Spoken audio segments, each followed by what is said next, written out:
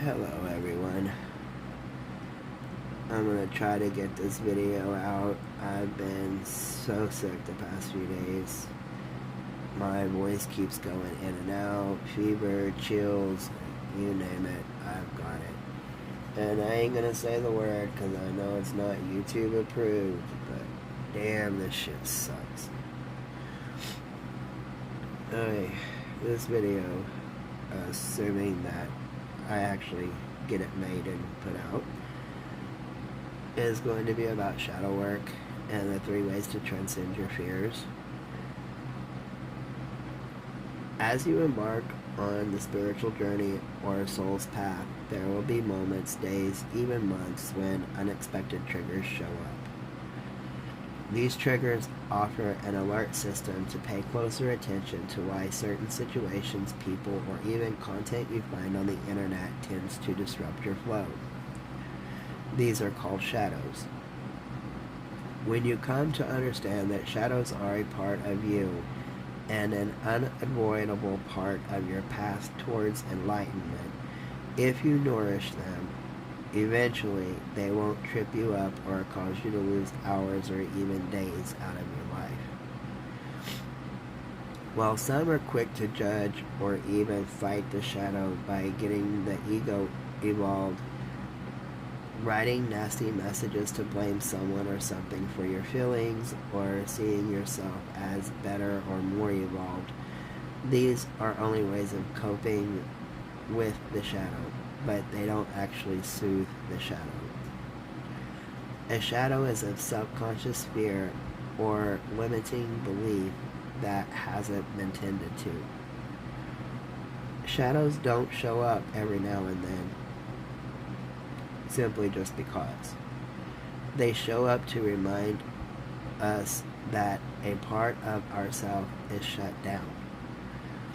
So what do you do when you have shut down parts of yourself so your ego and your fears have a purpose? You do the opposite. You open up. One way you can open up is to take several deep breaths.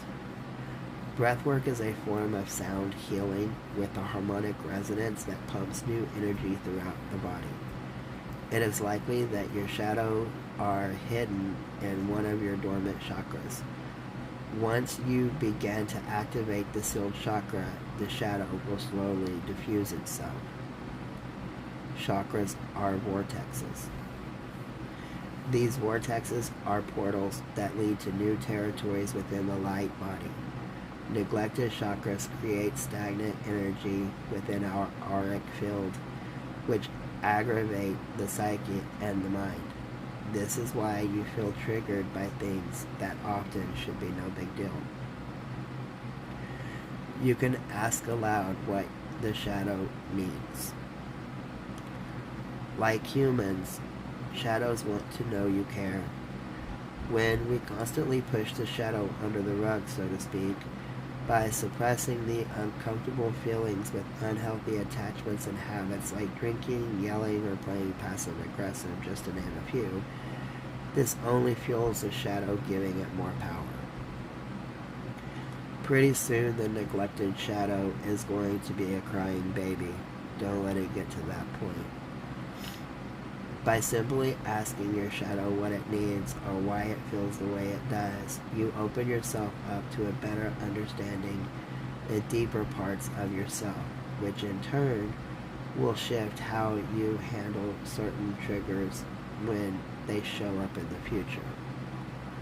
Like any muscle or good relationship, we have to nurture this and strengthen the bond with the shadow over time. Simple questions go a long way when trying to confront a shadow. And it's important to look for the lesson. Every situation in our life is an opportunity for growth. The whole point of the soul's path is to expand. Expansion is the key to the next level in your ascension. That's what people who never face their shadows can't get to the next level in their soul's growth, because they are too afraid to face their shadow. Learning how to identify and pinpoint the lesson of the shadow can take some time. It's not always obvious when the trigger shows up what the lesson is. Meditation is a great tool for sitting with the uncomfortable feelings and unraveling its sacred message. Getting quiet makes the lessons loud and clear. Shadow work is part of the spiritual journey, and it requires your undivided attention and unconditional love. Facing your shadow is a form of self-love, and if you really love yourself, you'll take the time to soothe your shadow as well. No one can make you angry. You are in control of you. No one's perspective should throw your whole world upside down. You have the choice to challenge your current beliefs and views and see them through a new lens. Information is knowledge, and knowledge offers wisdom. Don't become overly attached to your beliefs. Give them a chance to expand as well. Remaining open is the key to the activation of dormant chakras and to the expansion of your consciousness. If something scares you, buy a book on this subject and learn about it. Often shadows show up as an opportunity to learn something new. You just might find that what you feared wasn't really all that scary. You just need to integrate the lessons so that you can transcend the feeling. Now, with that said about you personally, like each individual person, you can also read the shadows of other people. It's just like reading the aura. The aura has a tear in it. You look through that tear, you can see the shadow. If the shadow is around a chakra, there is a meaning to that. If the aura is dull, but the shadow is like all sparkly, then there is a meaning to that.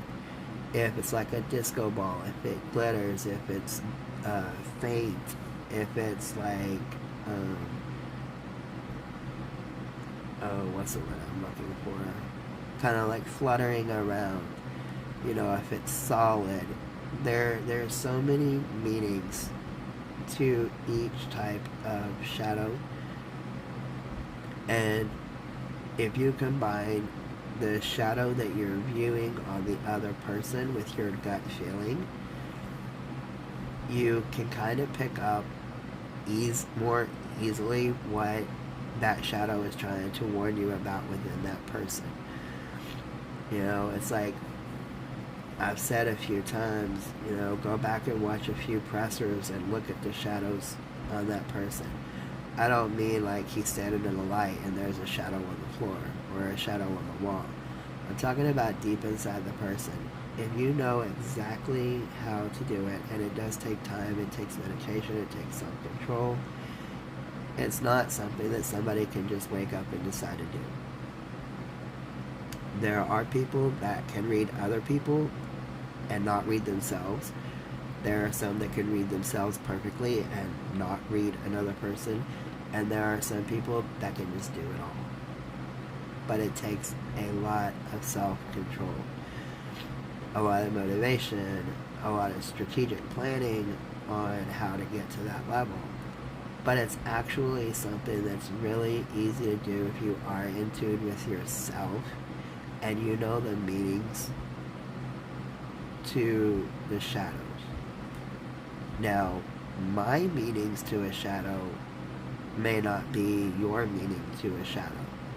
Like, perhaps I might think that a glittery shadow is totally, completely off and brings up, you know, its lights for warning. But you might see a glittery shadow and think it brings peace and happiness. Like, you just got to figure out what you see and what your gut is telling you.